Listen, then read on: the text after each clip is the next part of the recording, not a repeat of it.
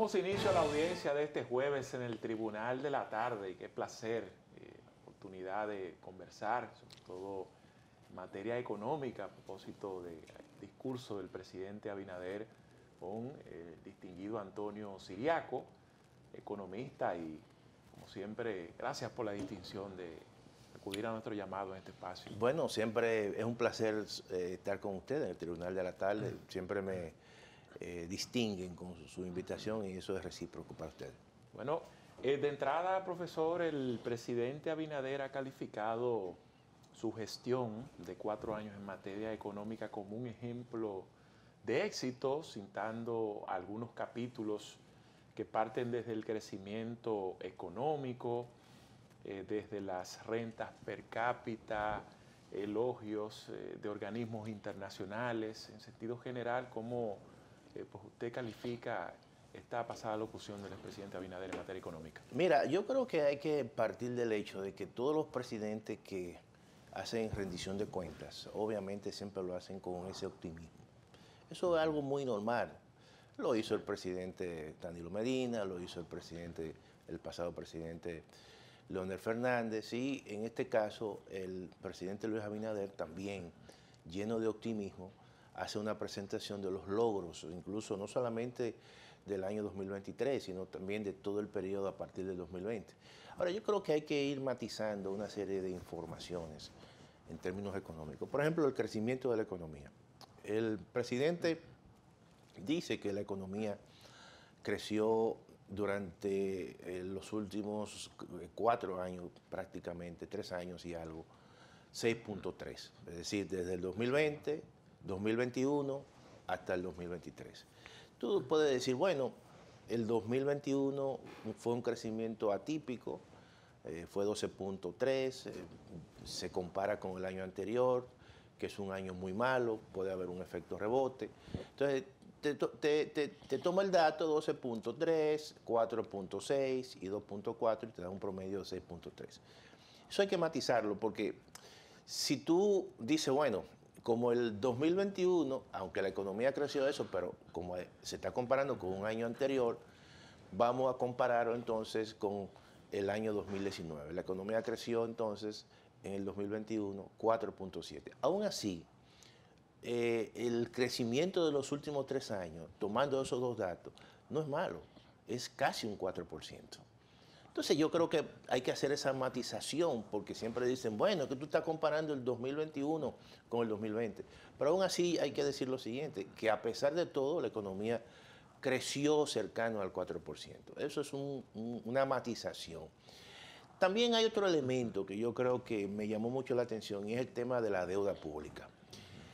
Si bien es cierto que la deuda pública, por ejemplo, en el 2020, incluso los dos gobiernos se endeudaron y llegó a un momento, a un punto que la deuda terminó en 61% del PIB. Y luego entonces en el 2023 es 59% del PIB. Hay una reducción de 2 puntos porcentuales. Eso es así, los datos indican eso. Pero yo creo que también, y eso fue un dato ausente del señor presidente, fue el tema del pago de los intereses de la deuda pública. No lo mencionó. Y ese es el problema hoy en día, porque cuando tú observas cuál es el peso del pago de los intereses de la deuda pública y lo compara con el PIB, estamos hablando de 3.6. Pero además eso tiene un peso importante en las finanzas públicas, en el presupuesto nacional. Por ejemplo, este año 2024, tú vas a destinar más de 284.000 millones de pesos solamente para pagar intereses. Eso le quita capacidad a los gobiernos de hacer política de inversión. Por eso es que incluso, aunque no lo va a mencionar, ni ningún candidato en esta coyuntura electoral lo va a mencionar, pero el que gane tendrá que hacer en algún momento, en los próximos 4 años, hacer algún tipo de reforma fiscal, aunque sea una mini reforma, porque tú no puedes seguir con un proceso de endeudamiento. Mira, la deuda pública, si bien es cierto que se ha disminuido en términos porcentual con respecto al PIB, no es menos cierto que en términos absolutos se ha incrementado. Explica esa parte, que se ha aumentado sí, en términos absolutos. absolutos. Y que de hecho el propio presidente dijo que se redujo 2%. Claro, la deuda. sí, Y eso llamó la atención. se redujo 2%, pero como de manera relativa. Porque ¿qué tú haces cuando tú mides la deuda? Tú agarras el monto de la deuda, lo divides entre el PIB. Si el PIB se incrementa, entonces eso está licuando la deuda, es decir, la hace menor. Okay. Y eso es cierto. Todo eso que dijo el presidente es cierto, pero en términos absolutos, sin tú ponerla en términos relativos con el PIB, entonces hay un incremento de la deuda pública. Eso evidentemente que cuando uno ve el debate de la deuda, los que están en contra te utilizan el dato absoluto y los que están a favor el dato relativo, porque en ambos casos están diciendo la verdad. Pero hay un dato importante que yo creo que hay que resaltar, y es esa tendencia de largo plazo de crecimiento de la economía dominicana. Mira, la economía dominicana venía con un crecimiento de alrededor del 5.5, 6%.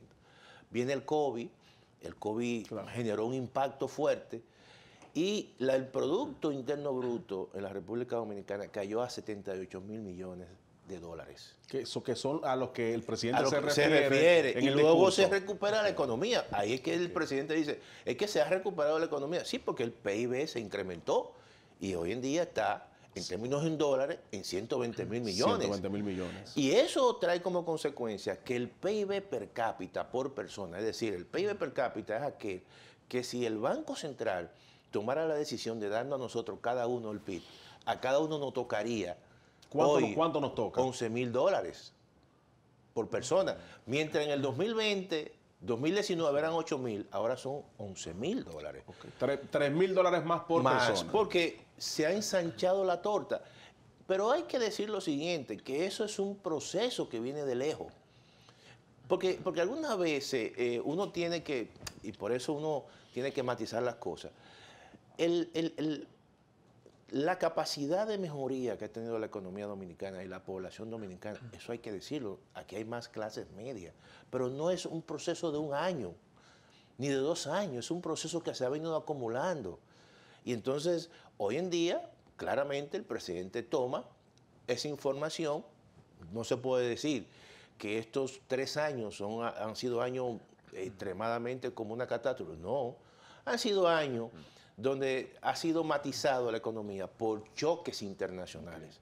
Y eso hay que decirlo. ¿Tú entiendes? Por ejemplo, el COVID, la guerra entre Rusia y Ucrania. Lo que yo sí puedo resaltar es que, y eso desde mi punto de vista, que se ha gestionado bien la crisis. O sea, esos choques se han gestionado bien. Y yo digo esto por lo siguiente. Mira, cuando aquí se presentó el COVID, este fue uno de los primeros países que comenzó a vacunar a su gente. Sí. Y eso fue la mejor política económica, porque eso fue lo que provocó que la economía se reaperturara.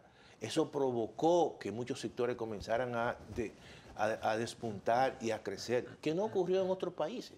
Por eso que la recuperación en la República Dominicana se dio primero que en cualquier otro país del entorno, porque tuvo vacunas disponibles y vacunó de manera masiva a su población.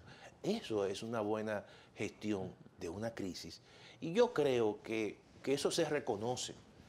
Y lo mismo también ocurrió con el tema de los choques externos con respecto, por ejemplo, al caso de Ucrania y la guerra. Eso impactó, eso generó una inflación. Ahora, ¿qué dice el presidente en ese discurso? Dice, bueno, nosotros destinamos el año pasado 147 mil millones de pesos para proteger a los sectores expuestos, es decir, aquellos sectores vulnerables que están expuestos a esos choques externos. Eso es positivo, porque de lo contrario, por ejemplo, si no se hubiese protegido a esos grupos, el impacto en términos del bolsillo, del salario real, hubiese sido algo totalmente grande en esos grupos vulnerables. Sí, si miramos hacia el futuro inmediato, con esos datos presentados por el presidente Abinader, pasado 27 de febrero, en su rendición de cuentas, ¿pudiéramos nosotros pensar que tendríamos 2 años, al 2026, 2 años con una economía estable? ¿O esto no necesariamente debería de ser así? Mira, tú sabes que el gran problema que tuvo la economía dominicana el año pasado fue la inflación, incluso desde el año 2022. ¿Qué hizo el Banco Central? El Banco Central, viendo que la inflación distorsiona muchas cosas, distorsiona los precios, disminuye el salario, el poder de compra de la población. Entonces el Banco Central cambió su postura de política monetaria. Una política monetaria que era expansiva, la transforma en una política monetaria restrictiva. Eso trajo como consecuencia que las tasas de interés se incrementaran. Al incrementarse la tasa de interés, te afectó la inversión y te afectó el consumo privado, que son dos componentes importantes del crecimiento de la economía. ¿Qué pasó en los primeros meses del año 2023? Que la economía creció poco. El Banco Central se dio cuenta que se le había ido quizá un poquito la mano y comenzó entonces un proceso de flexibilidad de la política monetaria.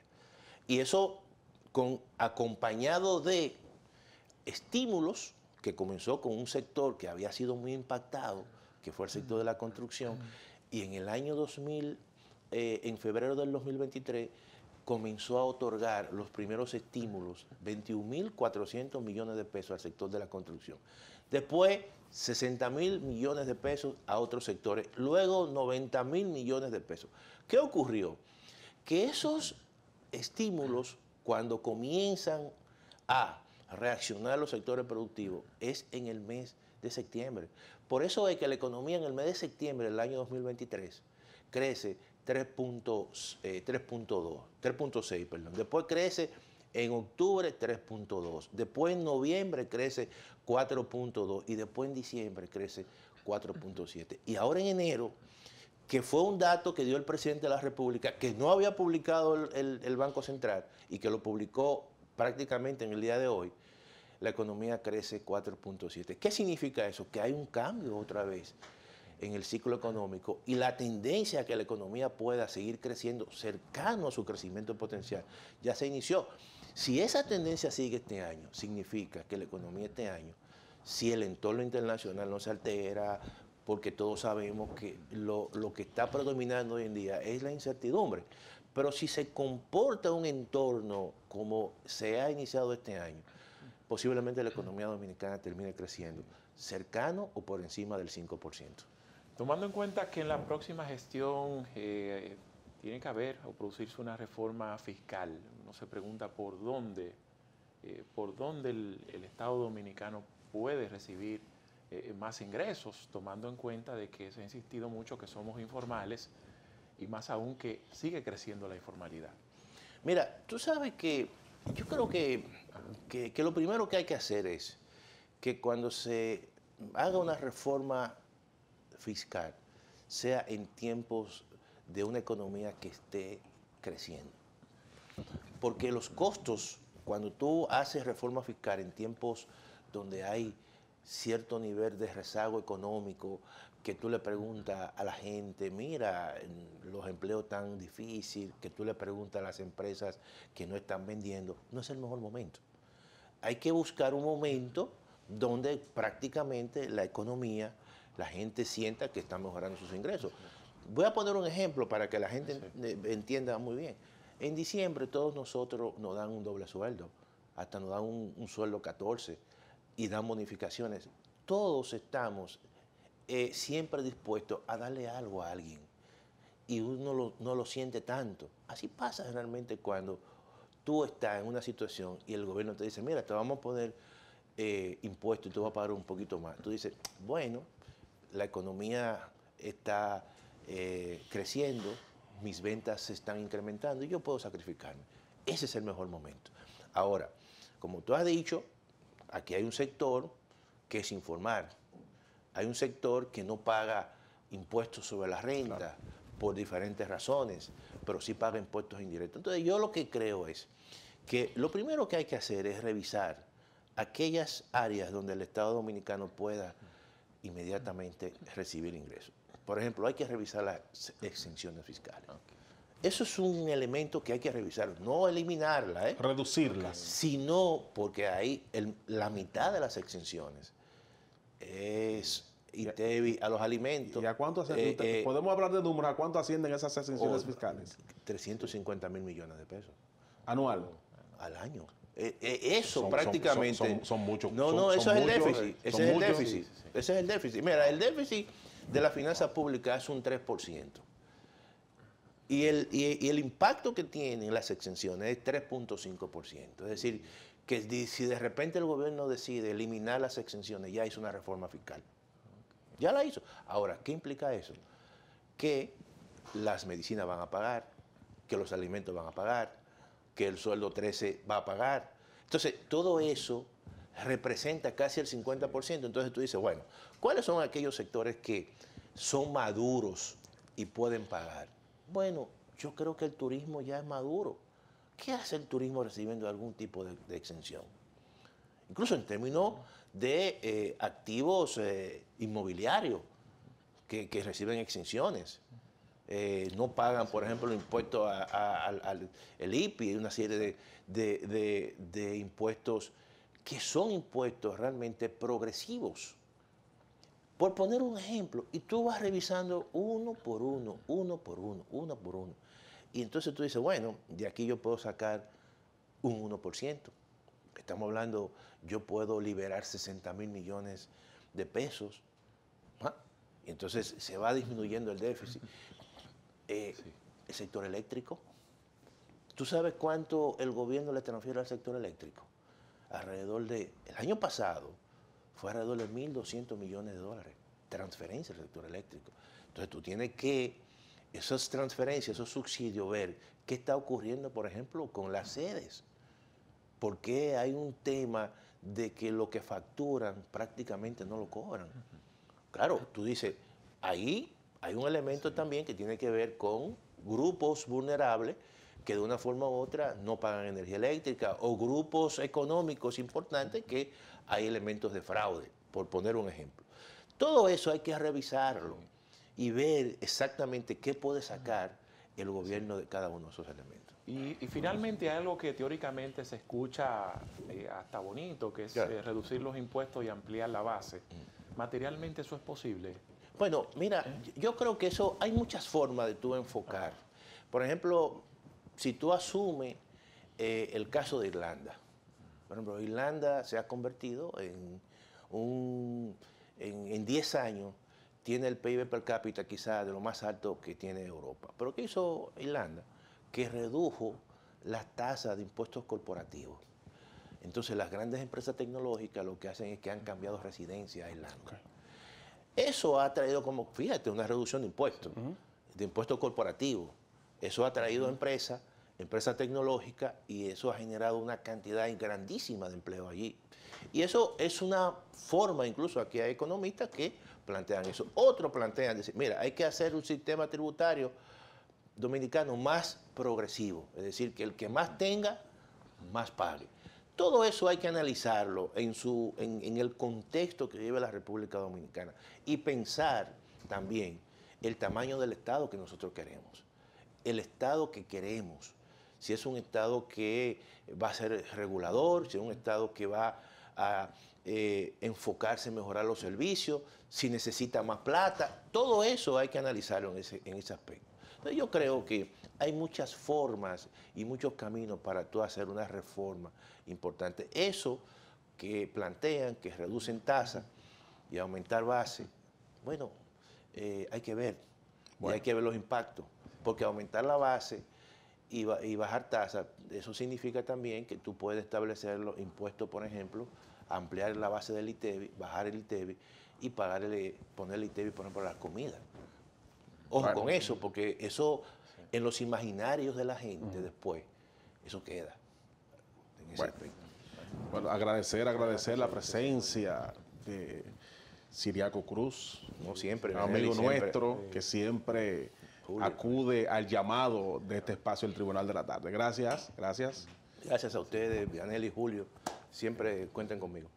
Gracias. A ustedes por la amabilidad de su sintonía. Por hoy nos despedimos, pero aquí estaremos como de costumbre, mañana de 5 a 6 por Telefuturo Canal 23. Feliz resto de la tarde.